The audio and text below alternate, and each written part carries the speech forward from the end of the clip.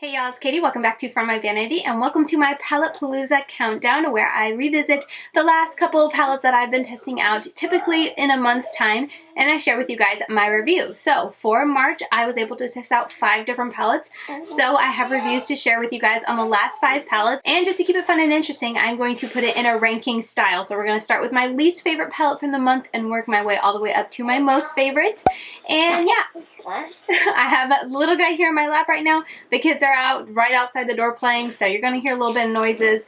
But I figured since everyone's pretty happy, I'll sit down and start recording this video. Might have to stop halfway through and just finish it up during nap time, but we'll see how it goes. But yeah, let's go ahead and just jump right into it and start with my least favorite of the last 5 palettes that I have been trying. Okay, per usual, I just like to throw out there, now this is the least favorite of the last 5 palettes that I've tried. So it's not that this is my least favorite palette I've ever tried, but just from the last 5 palettes that I've tried, I had to rank one at the bottom. So this is where I'm ranking it. Let's get into it. This is the Makeup Revolution Forever Flawless Birds of Paradise palette. I have a video on my channel comparing this and the Makeup Revolution Reloaded palette in Euphoria. Coming very soon. We're going to talk about that one. But yeah, this one landed up at the bottom, and honestly, if you guys watch that video, I'm sure it's not surprising because while the colors in here are pretty and I can get some very pretty looks, there's a lot in this palette that I don't like. First up, starting with the glitters, they're extremely dry and they seem like they'll be good because they swatch decent, like they're not terrible when you swatch them. They look like they'll go on nicely, then they swatch relatively well, but they are a lot more dry than I anticipated. I had the hardest time picking them up on a brush, and then on top of that, they wouldn't stay with the glitter glue. They fell a little over my face throughout the day, and it was just a hot mess. So anyway, those were 2 of the shadows in this palette that were glitters. Not a huge dud because there is a lot in here, but the other kind of dud in it is the shimmers. These 3, I didn't like them. They're the kind of ColourPop Super Shock formula, and they just creased on me no matter if I had glitter glue underneath or no matter if I used a little bit, used a lot. It just did not work. So the only shadows in here that really worked nicely, not amazingly, but nicely, were the matte. And then on top of that, if you guys saw that video, I have it linked in the description, but there were many times that I had to work a little harder to try to blend out issues. There was just a little bit of skipping. It definitely was a palette you had to build up, which isn't terrible, but it's definitely something I had to do. Some shades, especially the lighter ones, took a good bit of building. But overall, I mean, some of them are very pigmented, like this pink I thought was really nice. But they just took a little bit, not that they took more work, but I felt like I had this very fine balance to play with this in that, like, I could try and build it up, but if I messed with it too much, then I would start to patch up and just, it could easily get weird. And Levi agrees. But like I said, like, I think that's a beautiful swatch. So it's not a terrible palette. You can get really pretty looks. But when it comes to a really vibrant palette, a very colorful rainbow palette, I've tried so many better ones from indie brands that I feel like I would just go with one of them. Even I feel like Juvia's Place's really bright mattes are a lot easier to work with than this was. If you're someone who's just starting out and not really sure about vibrant colors, I can see you enjoying this palette. But if you're looking at this, stay tuned. We're going to get into my next palette, because I would recommend that one over this one just because of the glitters and the shimmers. I just feel like to pay more money for the mattes in here when there's, you know, these duds, for me personally, I just don't see it as worth it unless you're really a sucker for the packaging. I mean, I am half tempted, like, I'm going to try to return this if I can by the time everything is over, but if for some reason I can't, I'm not going to be super mad because it is pretty. I'll display it somewhere. Like, it's beautiful packaging, but that, for me personally, that's really all it has going for it because I have other palettes with the same kind of mattes that are easier to work with. Alright, and then for number 4, kind of following that same video that I did, this is the Makeup Revolution Reloaded Euphoria palette, and this would be my recommendation if you are eyeing this. Just go for this and save a little bit more money. In the video I did comparing these 2, I said this was $7. I was wrong. It's actually $8. It's gained $1. But even at the $8, I want to say this is $12 or $14. I would say just go for this. If you're not someone who really likes the packaging, just go for this because I felt like these shadows in here, the matte shadows, performed just as nicely as this palette did, and you get about the same type of looks. So just to compare, like, this was that red one, I did the red one from the other palette, yes, it might take a little bit more building, but honestly, this palette I thought built up on itself really nicely. I didn't really have much issue with that. Both of them are definitely palettes that you don't have to worry about putting too much on and then having crazy fallout or having just too much pigment. Both of these are palettes that I really dug my brush in there. I tap it off once gently, but I could go pretty ham in there to get pigment and I wouldn't have to worry about getting too much. So keep that in mind. But overall, like, I feel like this is a very workable palette that could easily be built up. So if you wanted more intensity, it layers on top of itself nicely to get that intensity. So that's nice, and that's the biggest reason I say that yes, maybe you have to work a little bit more to get the intensity than you might have to with this. Again, some shades, because some shades in here I felt like were worse in that palette than this one. Anyway, you can get it very easily, and I didn't run into as many times having that issue of patchiness with this palette as I did with the Birds of Paradise. Also too, this palette has going for it is that it has a black, so I could get deep colors if you're someone who likes to really smoke out your looks.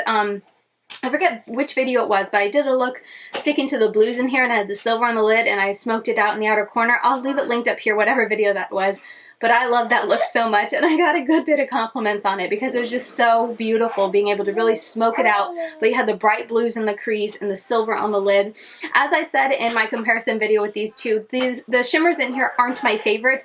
But they do something, you know, they're not intense, especially like these two aren't that intense. This one's okay, but I mean the silver was pretty. I got the silver to look really nice on my eye look. It just took a good bit of building. I used a glitter glue and whatnot, and I thought it got nice enough, but yeah, overall, there's a lot of pros and cons when it comes to the Reloaded Euphoria palette. But overall, I enjoyed it and would recommend it more than the Birds of Paradise. So yeah, overall, not the greatest rainbow palette that I've tried. I feel like there's a lot better formulas out there, but for $8, it's decent. And personally, if I can return these, I'm not going to return this. I'll hold on to it because I did enjoy the colors. I love having that black in there to add the depth. And yeah, I enjoyed the looks that I created out of this. So that's why I put it at number 4. Okay, coming in at number 3, I really struggled where to put this, but I decided to put it at number 3. 3, 2, and 1 were very hard. I loved them all, so keep that in mind. But anyway, I did decide for number 3 to put the Venus 2 from Line Crime here at the bottom, and it is what's on my eyes. I tried something really different today with doing mostly matte, but then kind of putting glitter, but I didn't just do a line, I made it bigger. I don't know. I don't know if I like this. I do like the neon inner corner, but anyway. I was playing around with my makeup today, but anyway, I did use this palette, and I love the mattes in here, but the reason I put it at number 3 is because I was not a fan of any of the shimmers. This one was the least bad, surprisingly, because it's full of glitter and it's a really dark color. I tend to not like that, but this one was honestly the least bad. I could get it to work decently. One thing I noticed is, once again, the glitters, I could get a decent amount of them to stay with glitter glue, but I don't know, it's just not the most intense black. It took a lot of building. It was nice. I'm not saying I didn't like it. I like that one better than these other two, but just, I don't know, wasn't my favorite to work with. But these other two, while they're decent, they're actually really, I don't know, disappointing. I'm forgetting which shade I swatch on which one. They're very soft. They're very, what's the word I'm looking for? They're not really metallic. They don't really pack a punch. And on the eyes, like, they're very neutral and subdued. And I don't know, I was just hoping for a little bit more. That was the biggest reason that, I don't know, I wasn't crazy about them anytime I used them on my eyelid. They were just kind of like, It almost just looked like a matte on my eyelid, like it was that satin. That's the word I'm looking for. It looks more satiny on my eyes. So I was kind of disappointed with those two. But the mattes in here, these 5 were very pretty, and I thought that the mattes blended very beautifully. For this look today, I focused on this color Jam and then just used mustard to kind of smoke it out around the edges, but I really only have Jam all over my lid, and it's just so easy to work with, so effortless. I did a look, with these 3 one day, or maybe it was these 3. I know I did a look with the green. I did a look, I think it was my monthly favorites featuring the blue. Like, I used this palette, but I put the blue on the lid and then got really grungy in the crease and smoked out the outer corner, and that was really pretty. So I really enjoyed the looks that I got out of this, and I really like the matte formula in here. So yeah, that's why I was kind of like, well, maybe I should put it higher, but then the other 2 palettes that I tried I really liked, and so that's why I decided to put it at number 3. But even now, as I'm telling you guys, like, I'm kind of thinking I should put it higher, because when I was feeling grungy, this was my number 1 that was the only grungy palette I had, but I don't know, it's a really good palette. I really liked it, and I think the matte formula in here is superb. They blend out so effortlessly and so easily. They're so nicely pigmented. It made blending and just packing on the lid, just doing any all matte look, it made it very easy, quick, effortless, and stunning. So yeah, I'm putting it at number 3. Part of me wants to move it up to number 2 or number 1. I don't know. Like I said, 1, 2, and 3 in this countdown are so very close. They could almost all be tied for number 1 because they all have their pros and cons, and they all have their kind of differences with, like, oh, just depended on what I felt. If I wanted grunge, this is number 1. If I want neons, you're gonna see in a minute. But yeah, we're gonna leave it at number 3 though. But it's a really good palette. I feel like it should be higher. Okay, coming in at number 2, again, really tough to figure out and try to decide, but I'm going to keep this at number 2. It is the Poppi Neon Drip Palette. Oh, part of me wants to put it at number 1 because I had so much fun with this, but yeah, I just tried out some really good palettes this month, but I'm going to put it at number 2. This is what the palette looks like. I do have a 3 looks 1 palette plus review already on my channel. Levi, you're just talking so much, which I will have linked up here, but it's a really good palette. The reason I decided to put it at number 2 though is because there are aspects of this palette that kind of not disappointed me, but just didn't bring what I wanted to see when it came to a neon drip palette. For starters, the yellow and green, while they're super pretty, they definitely took a lot of attention and a lot of just focus to get it to that neonness. You definitely need a base, and you need to do like very targeted packing motions and just kind of leave it alone. There were a couple times I would do a look, and if I didn't kind of just let it be the star of the show, if I did too much blending, it would almost blend the color away to closer to a pastel. So, but keep in mind, I'm kind of comparing this to like my Glamierre neon pigments. They just pack such a punch. So when we're talking about neon, that's what I'm expecting. And when it came to those 2 shadows, while they're gorgeous and I absolutely love the looks that I got from them, they weren't that intensely neon. Like, as you can see, I don't know, they didn't pack the punch I wanted them to pack, but they're still beautiful. So that's why I'm just very torn on this palette. The shimmers aren't my favorite, but they're beautiful. There's no denying. They're that very firm, kind of packed, very slick feeling. But I mean, with a lot of work, you can get them to show up really pretty. But I don't know. They're not my preference. I feel like my ideal formula when it comes to a shimmer are the Julius Play shimmers. They're just, or like Give Me Glow, also their shimmers. They're just so easy to pick up. They glide on almost like liquid metallic goodness. They're just so easy and effortless. These are pretty. They take a little bit harder to pick up with a brush. They're a little bit softer, so you have to kind of go back and forth to build it up to what you want, but they're really pretty. I think I remember, you'll have to watch the review because I'm blanking right now, but I think I remember there being some glitter fallout throughout the day, but they're very pretty, so yeah. And then last up, the purple was a disappointment to me because in all the eye looks, like it looks kind of more reddish than it does purple. You'll have to tell me what you think if you guys did saw my 3 looks 1 palette, but anytime I use the purple, in the final look, like you could see a hint of purple, but I feel like it leaned heavily on the pinky side still. So that was a little bit of a bummer. But anyway, that's kind of why I decided to put this at number 2. But overall, even with those cons, if you go into it knowing about those cons, these aren't super duper vibrant. They take a little bit of packing on and leaving alone. This isn't super duper purple.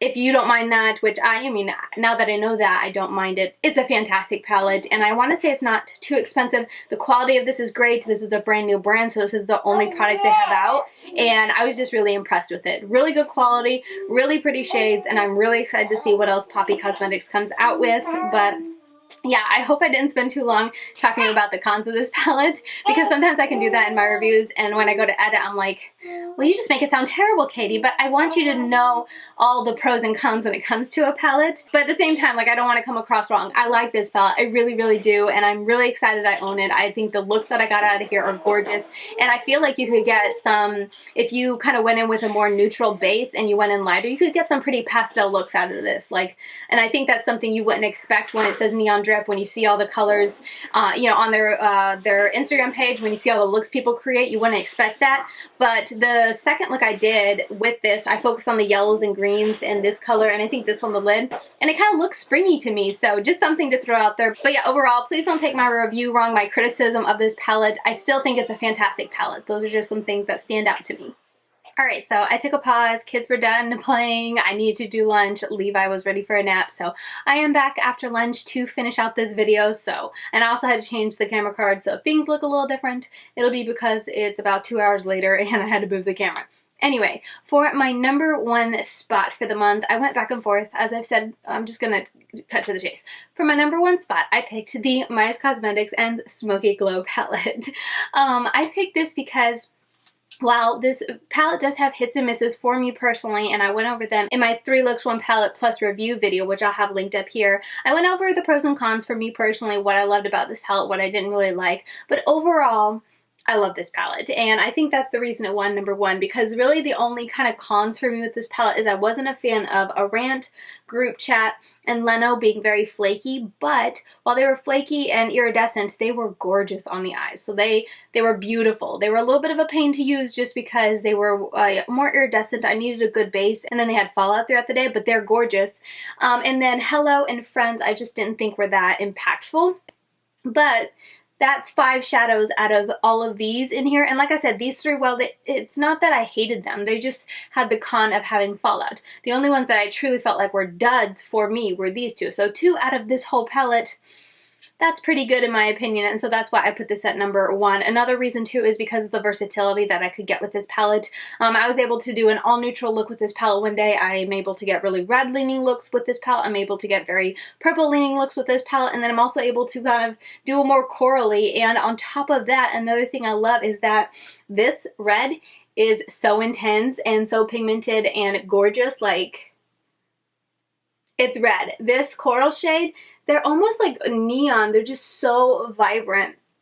I'll stack that one up a little bit. And that's another thing too with the Midas Cosmetics formula. I love that her formula, it just stacks upon, not stacks, it builds on top of itself so beautifully. You can really amp it up. You can start out really lightly, gently, and just get a wash of color, or you can kind of go on and build it up, and you can get what you see in the pan, which is what I like to see when it comes to my shadows. I did point out that it's not even a con, but something that you need to be cautious of is that since there are so many kind of red leaning mattes, there were times when I was doing my look and I was like, wait, which color did I tap into? And I know there was one time I was wanting to pick this up, and then I accidentally started picking up this and going with it.